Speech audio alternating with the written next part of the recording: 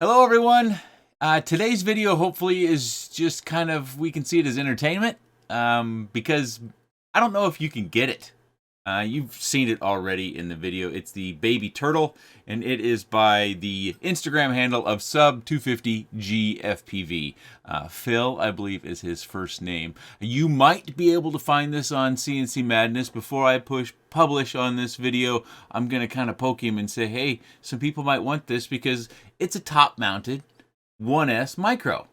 And yeah, these are some new Gym Fan props. They're the Buy blades that just recently came out. I think they're the 2015s. And I've got Beta FPV, 1102, 18,000 kV motors, and an iFlight, I think, Sigma antenna. I'm not crazy about this Flywoo board in here, even though it's got a VTX that goes up to 250 milliwatts. And it does D8 mode, which limits your receiver or your radio that you can use. But the video reception wasn't very good. I'm also not a huge fan of the Runcam Nano 4 camera.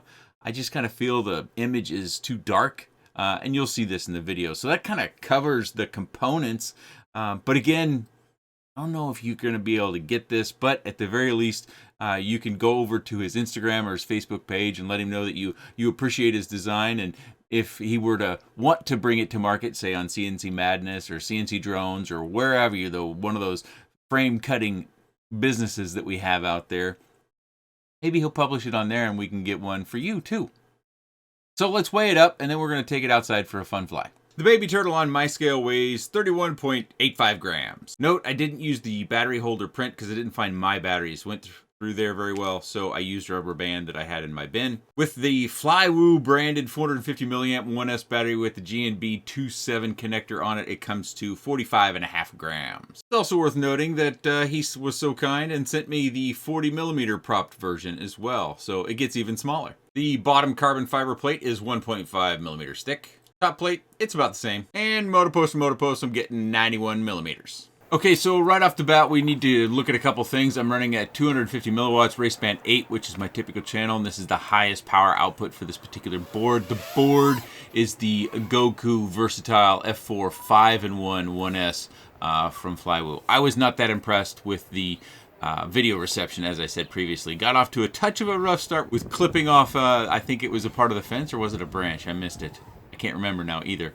But yeah, this is the current state of the yard as well. Many people are wanting to place bets about a quad going in the pool. I was told that I can only bet if I'm not the one piloting on the particular quad that we're going to bet on going into the pool. Excuse me.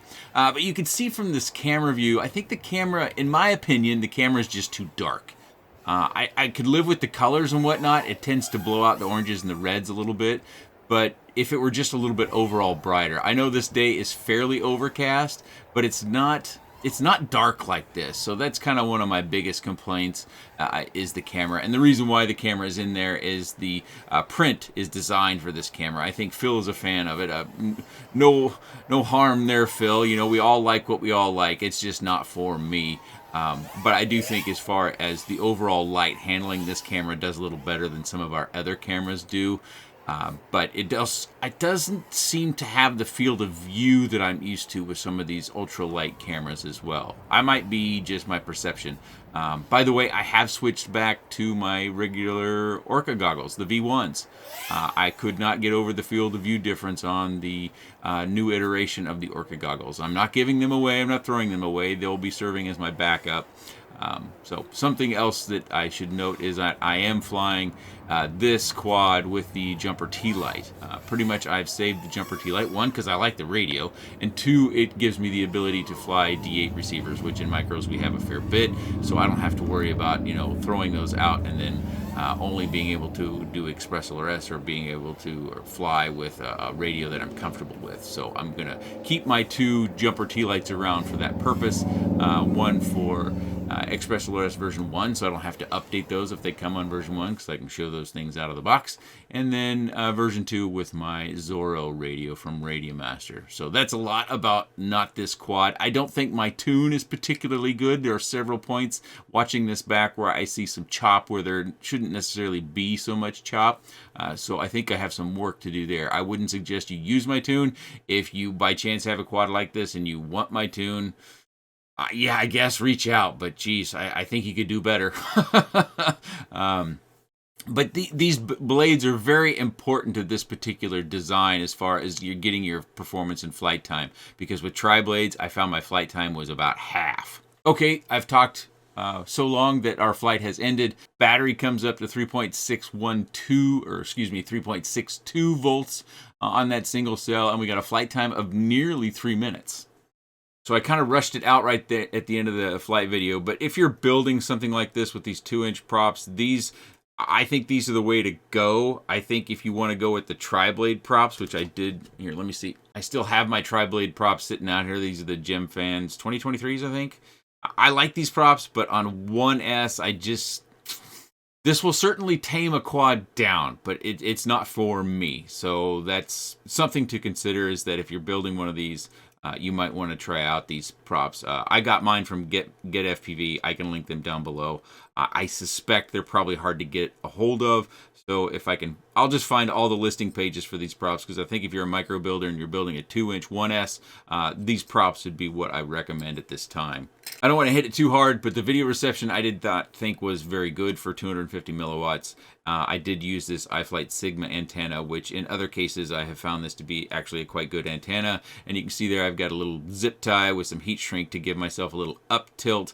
The risk there is that it's fairly taut against that UFL connector down in there. You can see it, you know, kind of down in this area. It's not tight, but I think if this were to get whacked very hard, there's potential that one of those connectors, either the female or male end on the UFL, could possibly get damaged. Of course, this board is solder only, no motor plugs on this, so we have all sorts of different all-in-one boards that we could try out. We don't have to use this one, of course. It was one I had on hand. I wanted to give it a try. But this is the print that comes with the mount. Phil was kind enough. He sent me several different camera angles to try out, and I found that it fits my typical angle, so that's what we went with, and the Runcam Nano 4 inside there, which is a nice light camera. I just don't think the image is as bright, and that makes sense. You know, it's got a very small lens in it, so it can't get a lot of light in there, so it represents a little darker than it appears in reality, which isn't unusual for micro cameras, but I think other micro cameras do a little bit of a better job. One of the limitations that we have in changing that camera out as you get to a longer nose, say a Caddx Ant,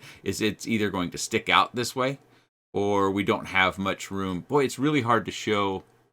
We just don't have much room between the camera and the board there, so making an adjustment, that could be a little bit tricky, especially if you're wanting to get some camera protection. They're just, you know, this lens already sticks out, and Phil has done a nice job in designing this so we have a little bit of a ream on this TPU to where it will protect this particular camera.